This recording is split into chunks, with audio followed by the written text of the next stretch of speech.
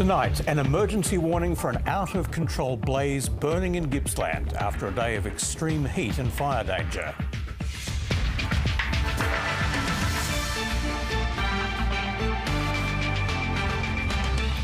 Also tonight, a new year, a new US Congress.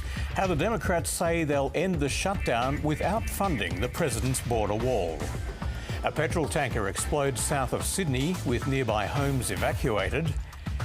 And another declaration from India, leaving Australia with a mountain to climb.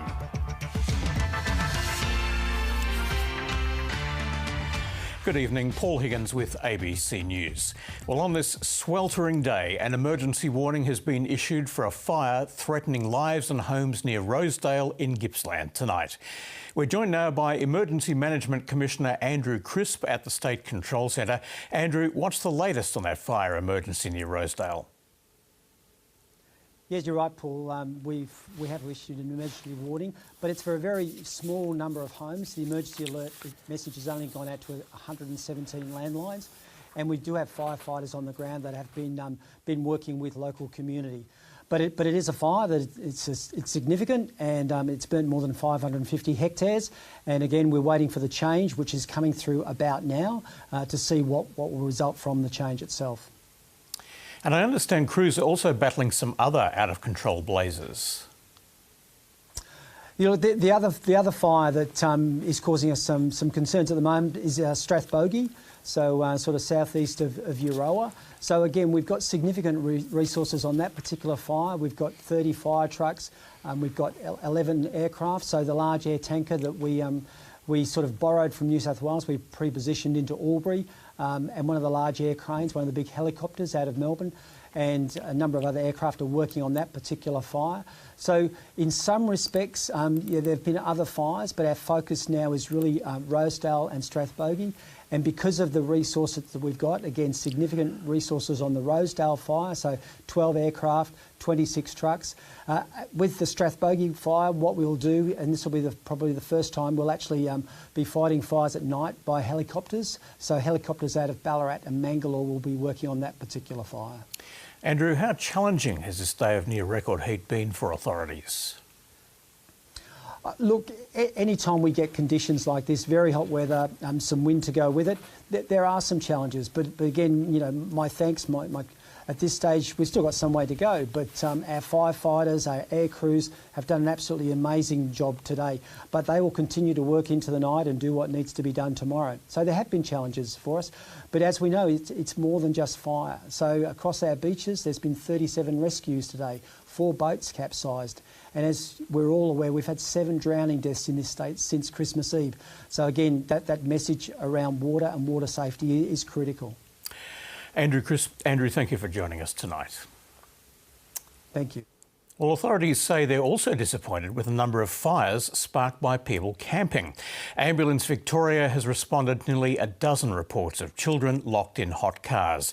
But as Karen Percy reports, many Victorians use the extreme heat as the perfect excuse to head to the beach or the pool. Summer heat brings summer fun. As temperatures climbed well into the 40s, Victorians sought relief however they could.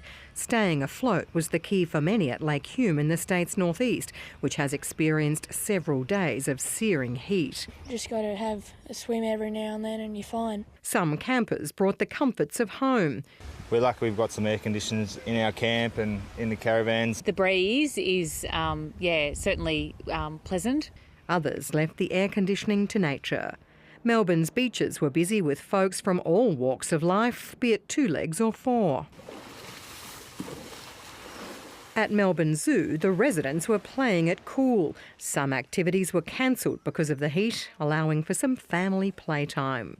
Play stopped for no one in Shepparton, not even in 43 degrees.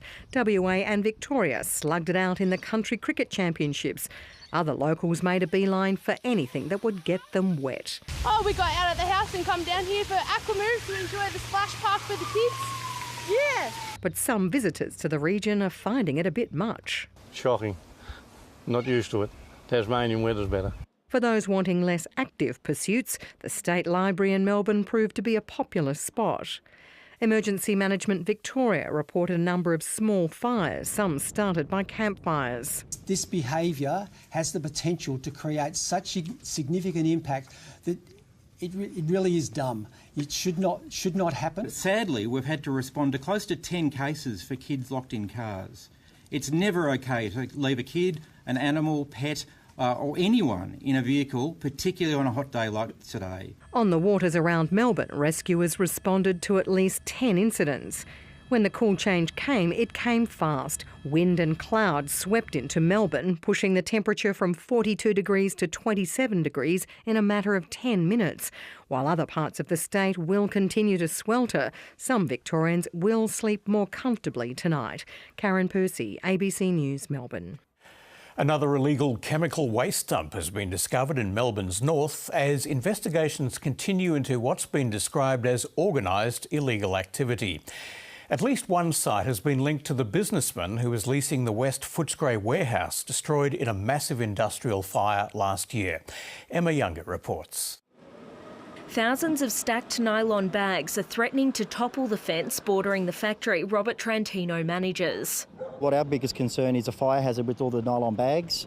There's chemicals in drums and our fence is about to fall over.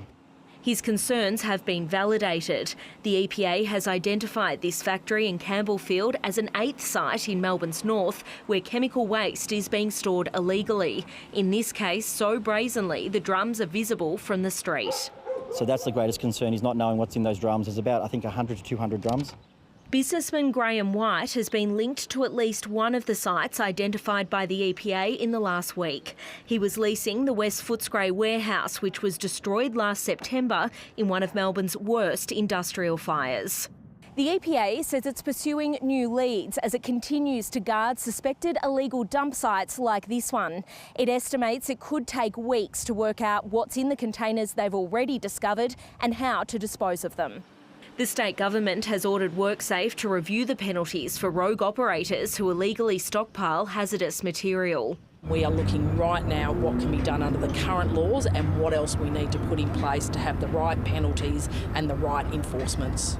In the meantime, Mr Trantino wants the authorities to clean up the factory next door so it doesn't pose a risk to the commercial oil business he manages. Especially today on a 40-degree day, this could go up at any time. It just needs one spark and who knows what's going to happen. So we just want it cleaned up.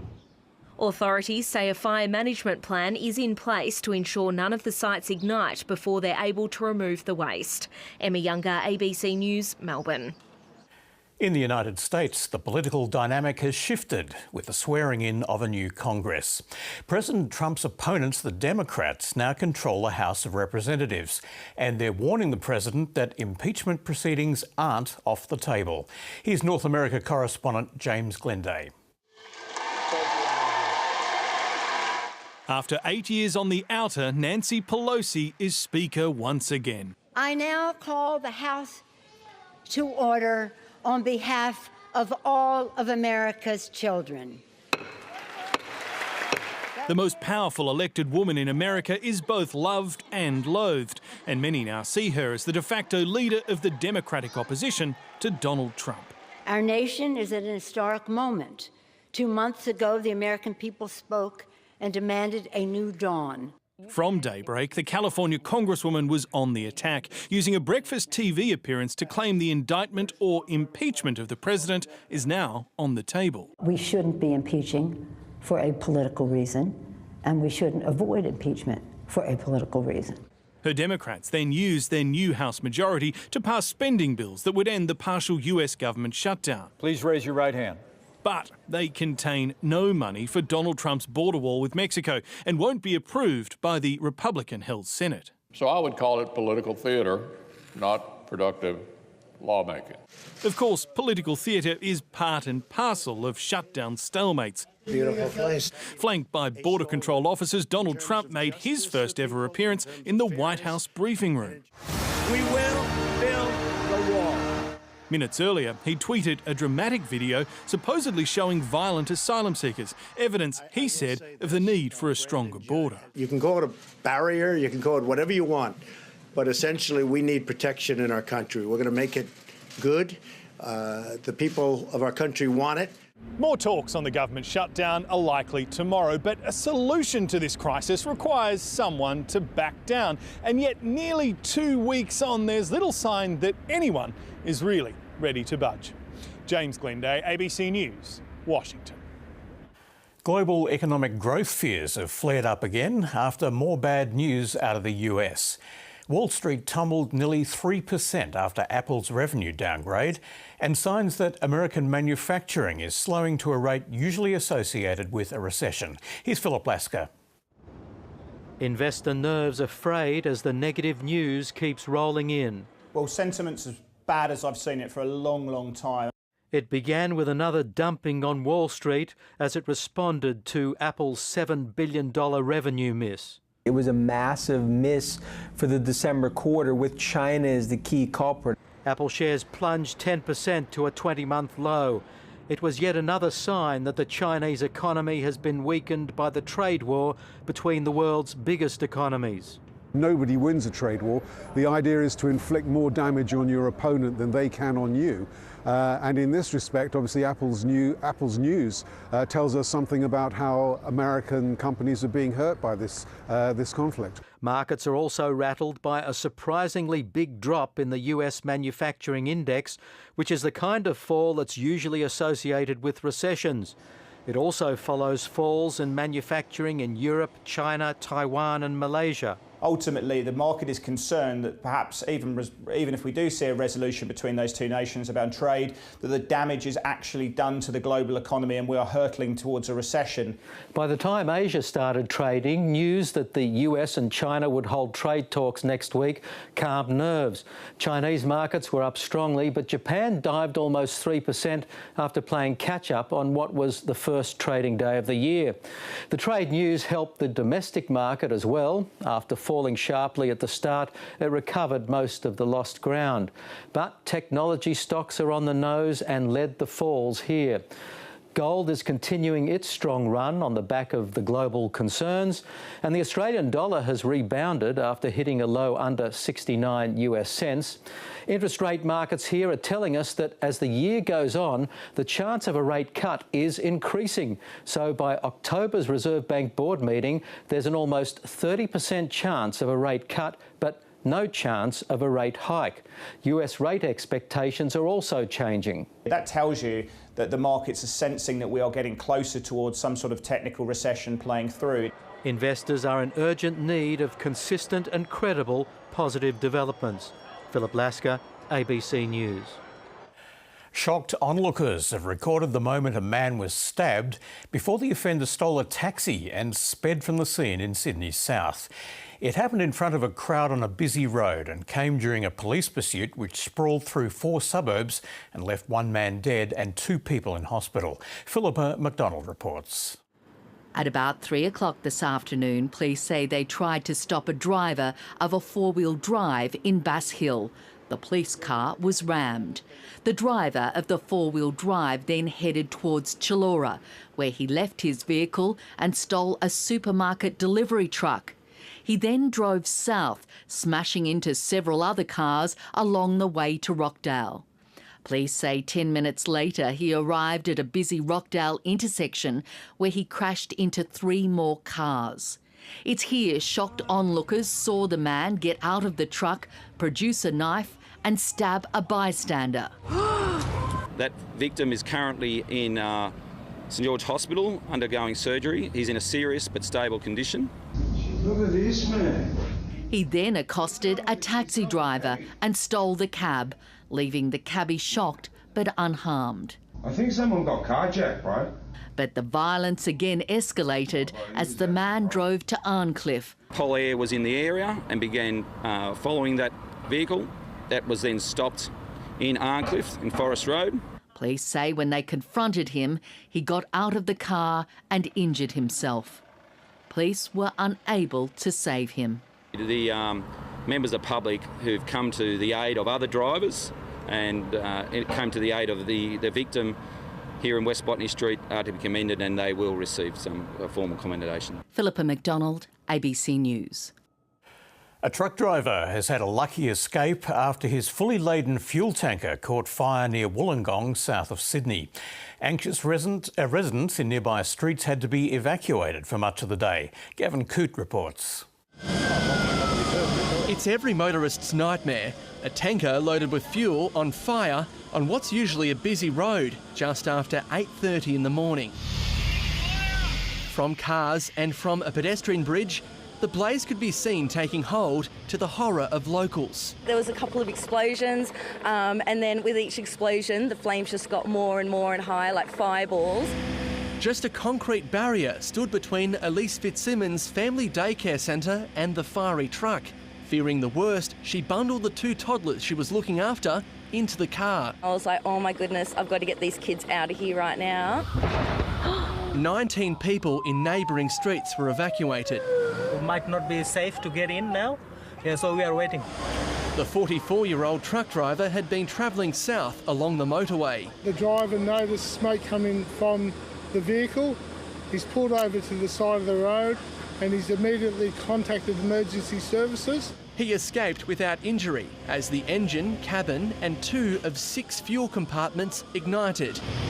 130 firefighters used foam to cool the flames and prevent further ignition. The tanker was carrying 35,000 litres of fuel and about a third of its load caught alight. Firefighters say the massive and quick response prevented a potential catastrophe.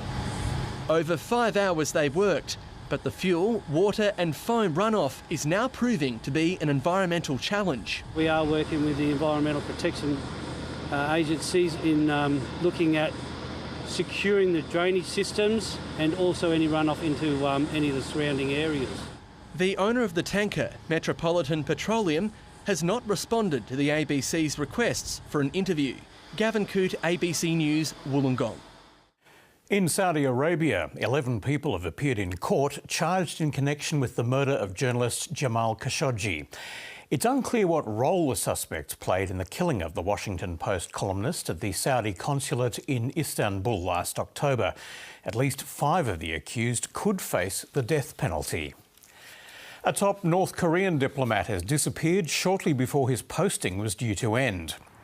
South Korea's spy agency says Pyongyang's ambassador to Italy has gone into hiding. Such a high-profile defection would be a major embarrassment to leader Kim Jong-un at a time when he's positioning for greater geopolitical influence. And in Russia, a former US Marine has been charged with espionage after being detained last week. Paul Whelan faces up to 20 years in prison if he's found guilty, but his family insists he's innocent.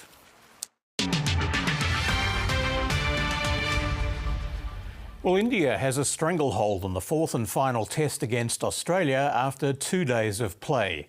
The tourists, who only need a draw to win the series, amassed 622 runs in their first innings before declaring.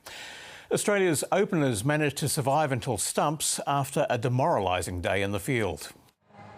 Australia began the day looking for wickets. The rock of India's innings, Cheteshwar Pujara, had other ideas. High and wide over point. Frustration, disappointment. It's a real warm-up delivery from Stark. Resuming on 4 for 303, the runs kept flowing for India on day 2. 150 for Pujara. It's another milestone that he just ticks off. Nathan Lyon provided the breakthrough. Catch, it's the call and given. Hanuma Vihari immediately reviewed the decision. The snicko indicated a noise as the ball passed over the bat. CSI Miami couldn't get more forensic than that. Pujara ploughed on after lunch. There's that short one, he gets hold of it though. It'll be just the one bounce. After giving away one chance to Usman Khawaja, Pujara's innings came to an end on 193 after 373 balls. Yeah! Caught and bowled. Skip of the feet from Pujara, chips it straight back to Nathan Lyon. The Richie Beno lookalikes did their best to liven up the mood. But the fielding side couldn't reverse the trend. He's now paid the reverse sweep. And that's even more annoying. Keeper Rishabh Pant notched up 159 runs, while Ravindra Jadeja chimed in with a half-century that was celebrated in style. India declared with 10 overs left in the day. Australia to be put to the ultimate test in the 3 days remaining. Patrick Galloway, ABC News. In tennis, Switzerland will defend its Hopman Cup title after moving through to the final. That's despite losing to Greece last night. And at the Brisbane International, Japan's Kei Nishikori is through to the semi-finals after a straight sets win over Grigor Dimitrov. Roger Federer winning matches at the Hopman Cup is becoming a familiar sight. It was a stern test against a rising star. But Roger Federer gets through as only Roger can. The Swiss ace snuffed out any chance of Greece making the final with his third singles straight sets win of the tournament. That was always the goal, to get to the finals. So on top of it, I'm playing well. So I think it was an exciting match with Stefanos. Federer was pushed by 20-year-old Stefanos Tsitsipas. The world number 15 took both sets to a tiebreaker, but the Swiss master stepped up where it counted. Greece claimed the remaining rubbers, but it wasn't enough to stop Switzerland advancing. They will defend their title against the winner of tonight's match between Australia and Germany in the final tomorrow. You would think that Zverev is, the favourite with Angie. I think Zverev is coming in better prepared this year than last year. At the Brisbane International, Kei Nishikori has pushed his case for favouritism at the tournament. Game, set and match. Nishikori, 2 sets to none. The Japanese world number 9 produced some stunning tennis to get past Bulgarian Grigor Dimitrov in straight sets. There's nobody quicker. In a rematch of last year's final, the games went with serve until Nishikori found a break to claim the first set. It was a very different story in the second, with the powerful Bulgarian jumping to a 3-game lead. But the number 2 seed rallied to advance to the semi-finals, where he'll meet Frenchman Jeremy Chardet. Daniel Medvedev won his quarter-final against Milos Raonic to set up a meeting with either Alex de Minaur or Joe Wilfried Tsonga in the next round. Tom Wildey, ABC News. Two of the most powerful bodies in Australian sport have wasted no time in setting their agenda for 2019. Sport Australia and the Australian Olympic Committee believe that without immediate increases in federal funding, the country's reputation as a world powerhouse is under threat. Tracy Holmes reports. It's the Australian summer where sport dominates. But is the nation's world-beating reputation under siege? Oh, look at that shot.